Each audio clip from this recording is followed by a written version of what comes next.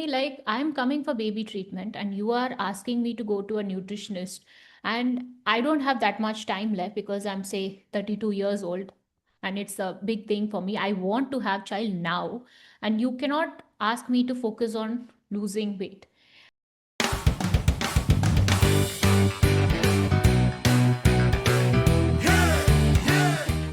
So, what are we going to do for today's episode? So today's episode's going to be the second part of why strength building could be a game changer for women. And I thought we could get more into things like hormonal implications of what strength training could do for women in terms of the hormonal changes. Uh, but before that, I wanted to ask you from your perspective, personal or professional, how did you kind of first come across strength training as a concept? I think for me, strength training initially was like very scary because when I was an undergrad, gyms were not a thing. And I think the only thing that was famous at that time was aerobics and doing this, gymnast sort of an exercise where we are made to do. And we thought, okay, that was good for us. So, and I was also, as I said in the previous episodes, I was not a big sports girl or like big exercise girl because I was thin. But eventually, what happened is there came a time when I did my blood work and I got energy, and I wanted to use that energy. And then I got into sports, so tennis, running, and climbing, and all of that. But one thing that frequently happened to me was a lot of knee injury and ankle injury and ligament tears, and this kind of keep happening often. And what happens is, say if I go for a run 2 days in a row, the third day I used to have knee cramps or a knee pain, so it used to creak or sometimes used to swell up. So the only way I had to research was what to do about it. And I also asked my other people who used to work out, and they said things like, you have to do your knee strengthening. So that's the first time I kind of came across strengthening. And then they spoke about gym and stuff. So gym used to be very intimidating, right? Because they used to have like all these different equipments and you don't really know how to use them, and you also feel intimidated in front of people who are using it on a daily basis. So yeah, and eventually what happened is when I learned that strength training was giving you a lot of injury prevention and pain prevention, I kind of also enrolled my mother in a gym to help her with her knee. And overall, you say, right after 35, 45, your if you don't use it enough, your knee can kind of get weakened, and I didn't want for that, her to have that. So she went to the gym and she got a lot of effects from it. So yeah, that's a little bit about how I got into this whole strength training and stuff. Okay. So, from what you just said, right, I want to kind of pick on one particular thing that you said, where you spoke about how usually gyms are intimidating Mm. because when we talk about strength training, we are looking at uh, you know, lifting heavy things, and it's usually something that we see men be obsessed with. If I don't know if you remember, but like I think 90s kids would. We usually saw this in media where men would kind of have weights at home. They would be lifting it. They would have a bunch of eggs. They were the bodybuilding types. And in India, you see that kind of, a stereotype a lot. It's, that's the gym bro. And even before like gym bros became a thing, like where they go to the gym, they used to be on their terrace lifting weights back in the day. I don't know if Yeah, I if can it's only just something imagine that, Salman Khan with his whole yeah, big body. yeah. So, because that's the impression, you see that even like bodybuilders existed back then, female bodybuilders existed back then. And we usually have this impression that, they're scary, they're not feminine, they're not going to be as nice because that's the stereotype, right? So, what I want to kind of get into is, when people suggested this, even though it is good for you, were you kind of, a little weary about how that could possibly make you look like a man? Because that is a fear that a lot of girls have, right? Yeah, I think I did have that fear, if I have to be honest. So I went to the gym trainer and I asked this question. Okay, so I said, brother, like, if I do all of this, would I become like very, very big and very muscly and I would like a man? I don't want that. And then, what he said? He showed me few of the boys in the gym. some of the boys in the gym, you know how much they've been doing and how much protein they've been consuming and how much of deadlifts that they've been taking, and they don't still don't look like a muscle bodybuilder. And you are carrying 2 kg weight like this and expecting to look like a bodybuilder. And yeah, that's all it came to your mind, you know. It's like, it's seriously not, it's a lot of science behind it, you know. It's there's testosterone. The testosterone increase is not, it's a lot of myth around it. One thing is, first it comes to your choice, right? How much of a, what you want to take from strength training. You can stay take just injury prevention, pain prevention, and do like a minimal weight routine with 5 kgs and 6 kgs. So usually you start at a 2 kg weight, and then you go up as and when your muscle starts to, adapt. So then you have to have a choice. What do you get out, what do you want to get out of it? So one is whether you want to prevent injury, second is whether you want to build muscle for any reasons, and the third is you of course want to become a bodybuilder, you want to have that body. So for each choice you have a each routine you follow, and in the same way each milligrams of protein you add. Okay, so say if you're gonna lift like those big bodybuilding competitions, you're gonna lift the amount of protein they eat is gonna be much more than somebody who's lifting like small 5 kgs and 10 kgs in the gym, right? And in the same way with the hormones, with the testosterone, right, there's a lot of myth around it. Have you heard about it, these hormone? Yeah, so that was going to be my next question.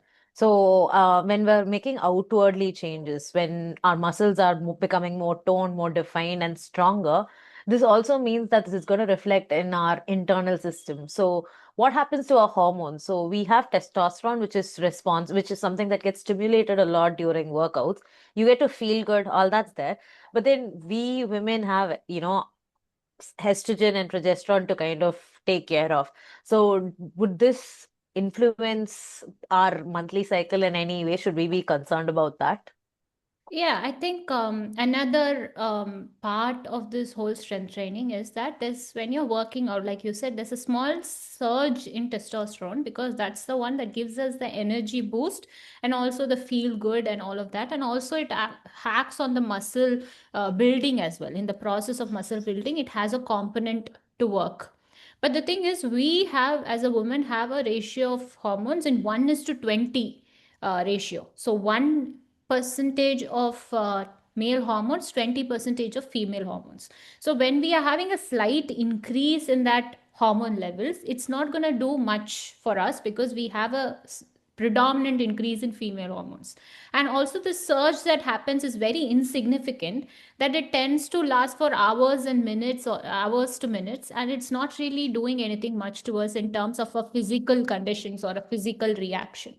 So yeah, that's something that I really want the listeners to know, is that it's a big myth and we really don't have to worry about it because we have a female hormones with us. That's actually like a nice offer for our body, right? You get your uh, muscles stronger, but at the same time, your hormones are not getting messed up. But this leads me to kind of talk about people with messed up hormones, like in the case of, let's say, PCOS or some other, reproductive health issue where they're currently struggling with infertility or something along those lines, right? Irregular periods. So in this case, will it make it worse? Because I know for a fact, like with PCOS, women struggle with facial hair. So there is a Mhm. testosterone, dysfunction that's happening, right? So will this kind of affect them? Hmm. I think there's a good study that was done with women with PCOS. So one thing is what they did was, in one of the group they gave strength training alone, the other group they gave aerobics with strength training, and I think there was another group with aerobics alone, I guess. So Yeah, so one was combined, one was, single just strength resistance. trainings Yeah, and single aerobics, three groups. yeah, So yeah. what they found was people with aerobics and strength training had a predominant changes in their hormone regulation compared to the other two groups. So which comes to the question, does that mean strength training is bad for PCOS? So when, as a topic, as right now what we are talking about is for people with regulated, who have normal periods and normal regulated hormones, who don't have any endocrine issues. But people who do have endocrine issue, their story is completely different.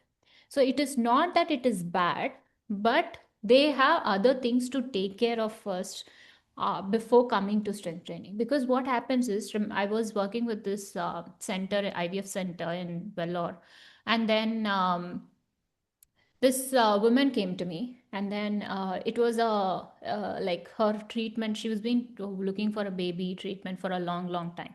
She's going from hospital to hospital, and I think every hospital people have been asking her to lose weight. So they've been sending her to a nutritionist, giving her a diet plan, exercise plan.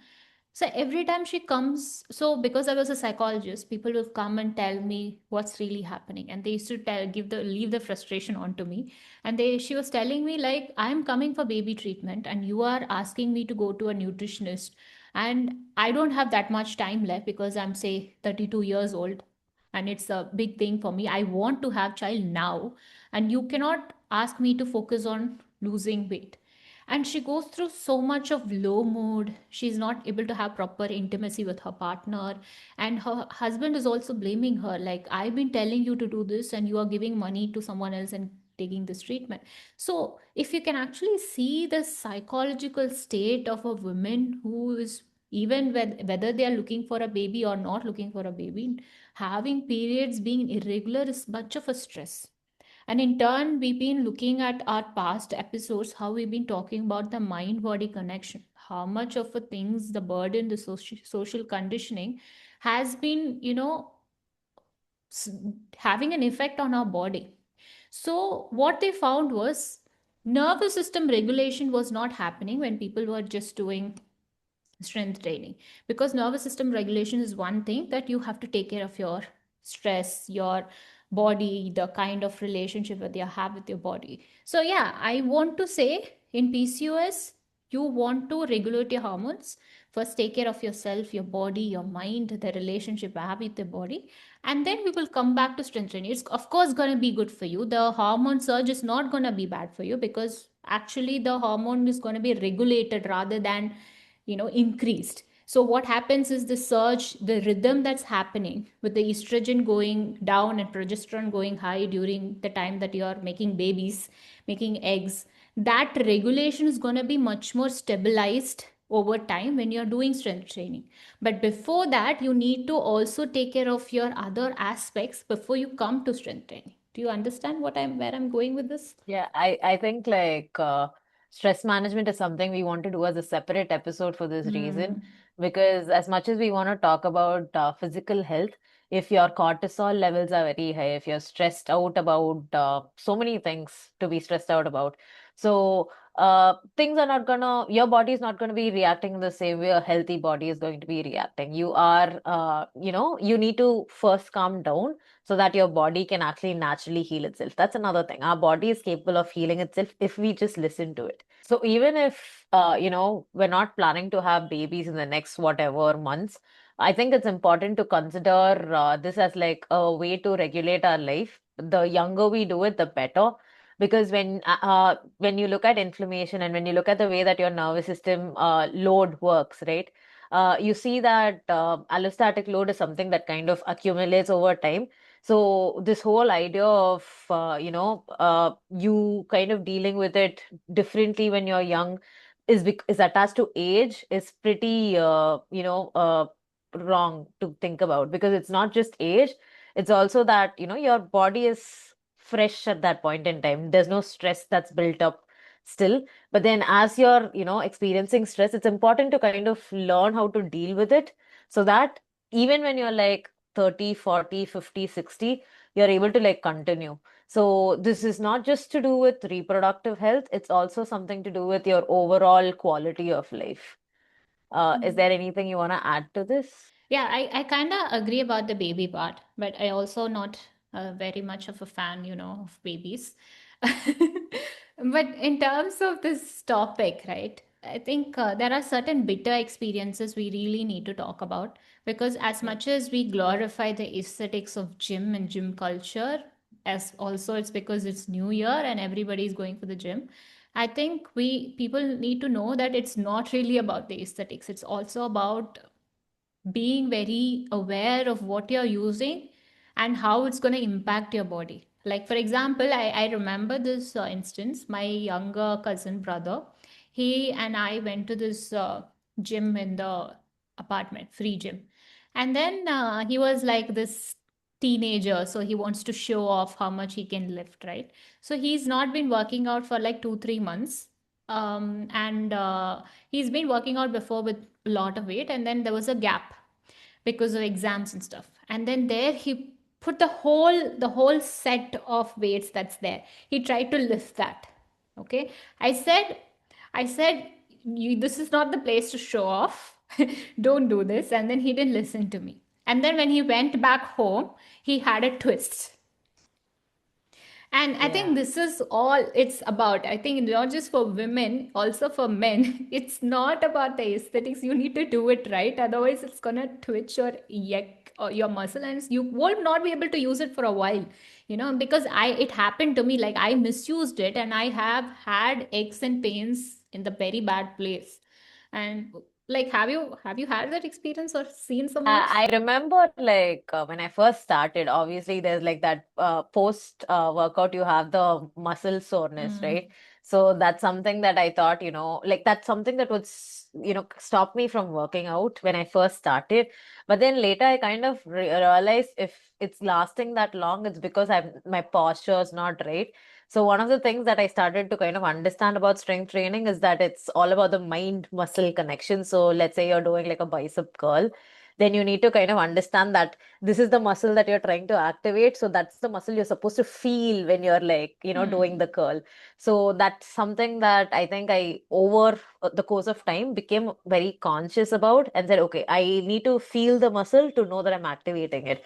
So it became more than, like it being about like 10 counts, let's say 10 counts of whatever, more than the counts, it became about, slow movements where I could feel the muscle kind of relaxing and contracting. So it's kind of like, I'm going to see the effect of it maybe like 1 month from now or 6 months from now, I don't know.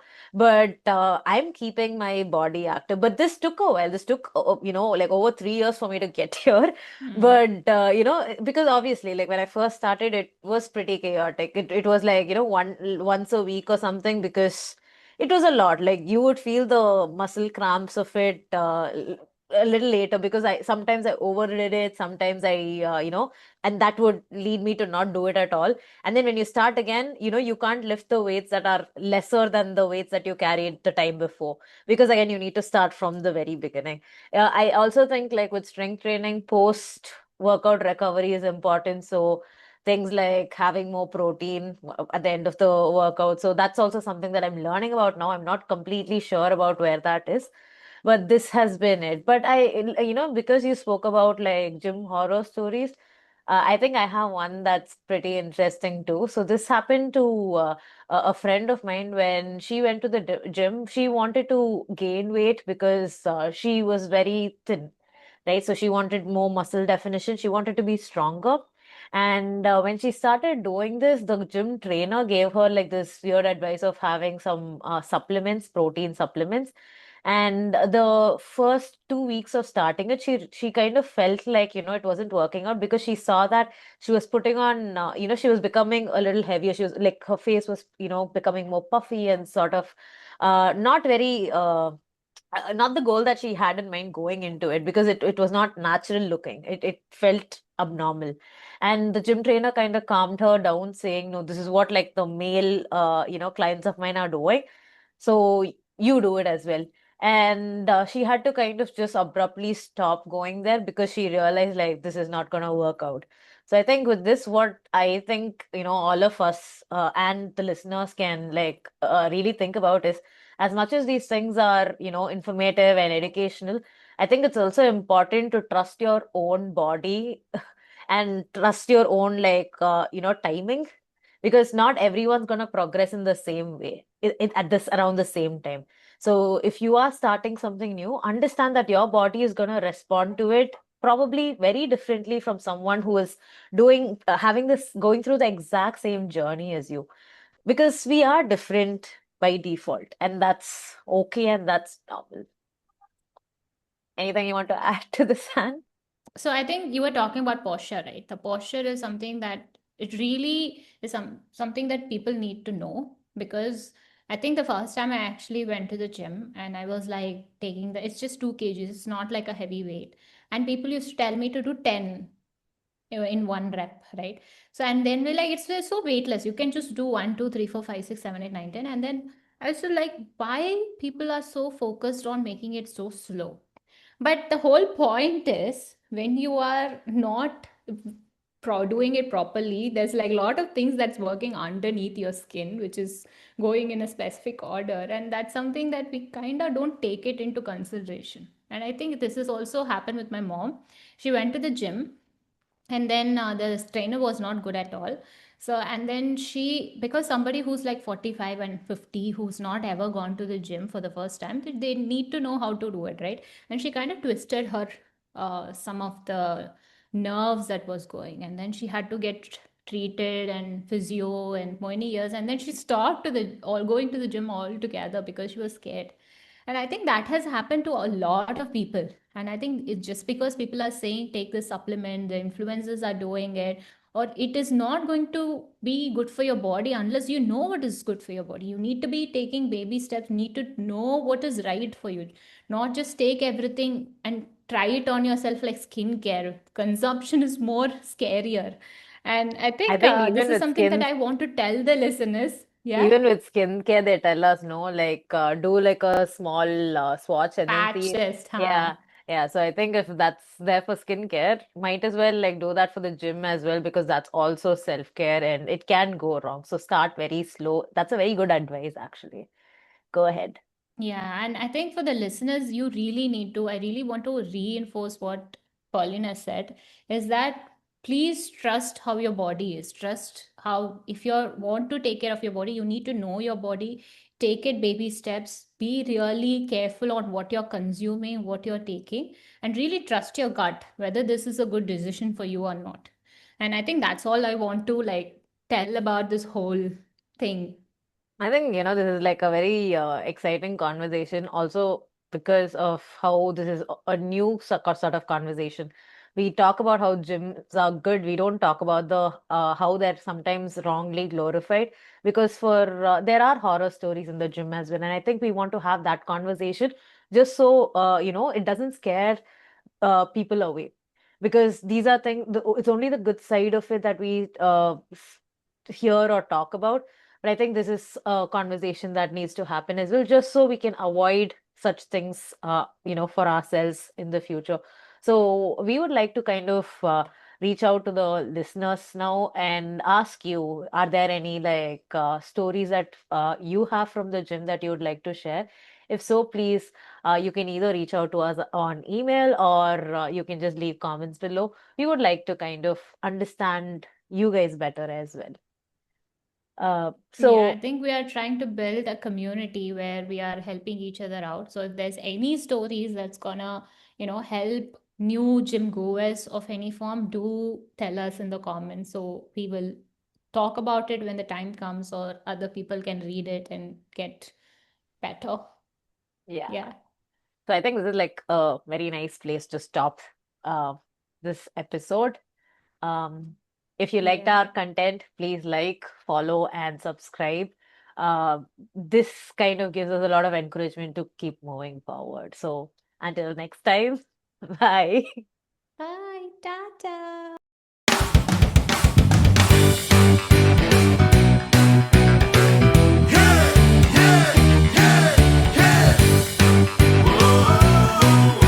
On the next episode of Sugar, Spice, and Everything Chaos. I have this question. Like, are you saying that people who are in an abusive relationship, they kind of have to leave the relationship? Are you asking them to cut it off? Or is it like another way to deal with it?